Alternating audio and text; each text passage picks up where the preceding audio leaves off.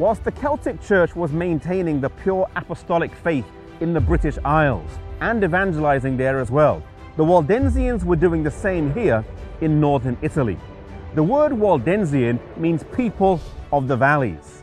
Originally though, in Italian, it was Vallenses with a V. It was translated into the French as Vaudois.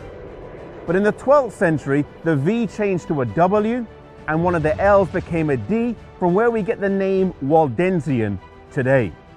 The Waldensians did not see themselves as reformers. They did not see themselves as needing to separate from Rome, for they said, we have never belonged to it. They said they are part of the apostolic faith and could trace their origins all the way back to the early centuries. In fact, when we look at the history of the Waldensians over several hundred years, if not millennia, we can see that they were around in the very early centuries, in the 4th century with Vigilantes. We can see them in the 7th, the 8th, the 9th century.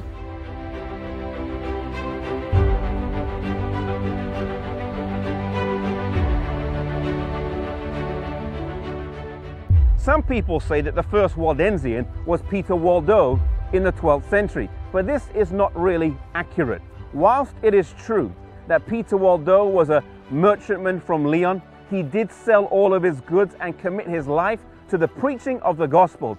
He was not the first Waldensian, and their roots trace back much before him.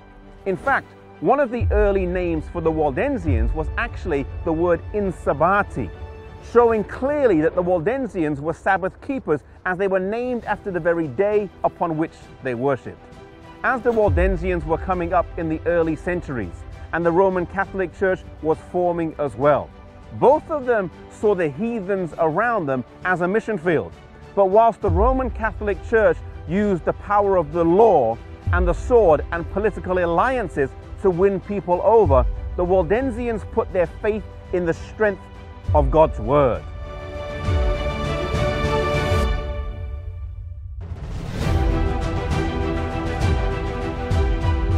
When you gaze on the magnificent mountains that surround us, you cannot but admit that God provided a safe retreat for his people.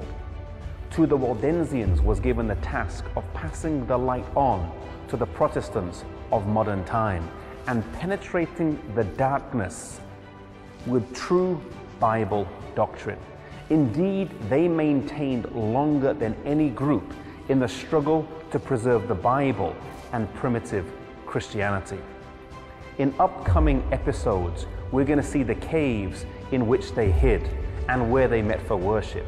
We're going to see the places where they trained their young people in how to study the Bible and in how to be missionaries.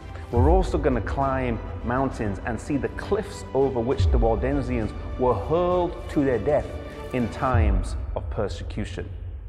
Truly, the Waldensians stand to us today as a group of people who believed in the Bible, as a group of people who believed in mission service. They are a key part of our spiritual lineage today.